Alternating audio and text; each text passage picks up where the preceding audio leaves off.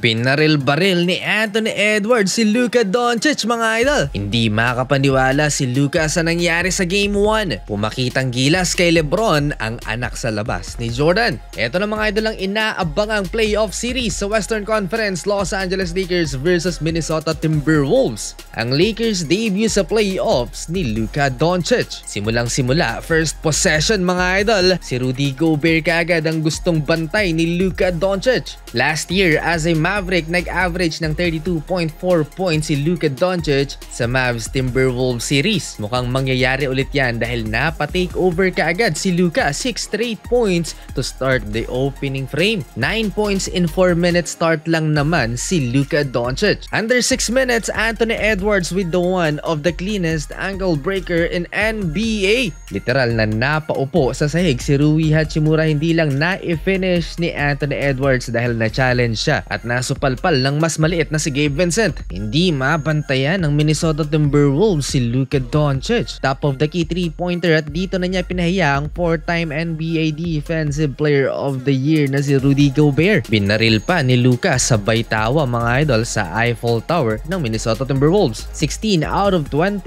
points ng Los Angeles Lakers ay nagbula kay Luka Doncic. May 6 points naman si Anthony Edwards sa opening frame, 28-21. 7-point Lakers lead. Wala namang puntos na naitala si LeBron James sa opening frame. Wala ding assist at rebound. Dito pa lang din nakapagtala ng field goal si Austin Reeves sa second quarter. A 12-2 run para sa visiting team mga idol at nakalamang na sila. No Luka, big problem for the Lake Show. 14-2 run ng Minnesota Timberwolves. Lakas ni Jaden McDaniels, 14 points so far. Kailangang magkayod ni LeBron James pag wala si Luka. Finally, nakapagtala na rin ng puntos si LeBron 8-minute mark ng second frame. Meron ding signature chase down block si LeBron dito sa second quarter. Alexander Walker on the fly.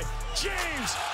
Pinasaya lang saglit ang Lakers fans dahil nagsimula na namang mag-run ang Minnesota Timberwolves hanggang sa natambakan na nga sila ng 13-47 to 34 dahil sa dalawang 3-point basket ni Naz Reid. Binastos pa niya ang bench ng Purple and Gold, nag-stare down sabay tawa. Bago ang tip-off, ayon sa ESPN, 66% ang chance ng Lakers na maipanalo ang Game 1. More on Naz Reid, 3-pointer na naman dun pa sa harap ng bench ng home team. A better second quarter performance for LeBron James, 10 points. Give and go LeBron James, cutting dunk and one. Tinapos si Donte DiVincenzo ang first 2 quarters with a deep 3-pointer to beat the buzzer. Sabay takbo sa locker room, 11-point Minnesota Timberwolves lead, 59-48. Third quarter, pinaula na ng 3-pointers ng Minnesota Timberwolves. Ang LA Lakers hindi nakasagot ang home team. Bumitaw din ng halos logo shot si Anthony Edwards, 22 points na ang inahabol ng Purple and Gold.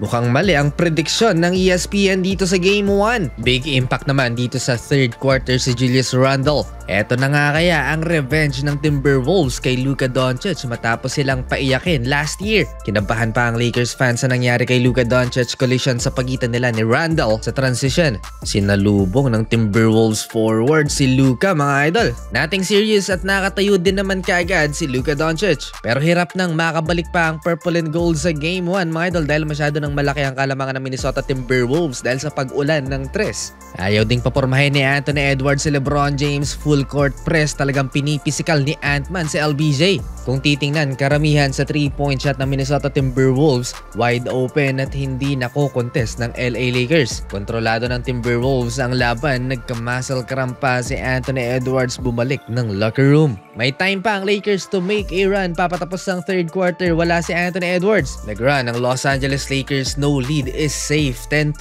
run. LeBron James driving layup and Jared Vanderbilt, bigla na lang tinulak si Julius Randle. Nagkasagutan at nagkaroon ng maikling komosyon pero naawat din kaagad dahil pumagitna si LeBron. Last 1 minute, great way to end the third quarter for the Lakers. 30-point game for Luka Doncic, including this half-court shot to beat the buzzer off the glass pa. Work expeditiously and Nagtuloy-tuloy pa ang magandang run ng Los Angeles Lakers. Luka Doncic, another 3-pointer and LeBron James off touch. 11 minutes left. Good news for the Timberwolves. Nakabalik si Anthony Edwards. Saktong-sakto para matigil ang momentum ng Los Angeles Lakers. Fade away, turnaround jumper. Laban kay Luka kagad ang binitawan ni Ant-Man. Tila bang hindi na makapaniwala si Luka Doncic sa daming tres na binibitawan ng Timberwolves at hindi pa nila makontest. Eto, pang-apat na tres ni Anthony Edwards sa harap ni Luka Doncic at nag-celebrate ng harapan si Ant-Man kay Luka Doncic na parabang binabaril-baril niya si Luka. Down the stretch, balik na naman sa 20 ang lamang ng Minnesota Timberwolves. 3 minutes pa ang natitira sa game clock, nagsiuwian na ang crowd. Disappointed sila sa performance ng Lake Show sa Game 1. 1-0 na in favor of Minnesota Timberwolves.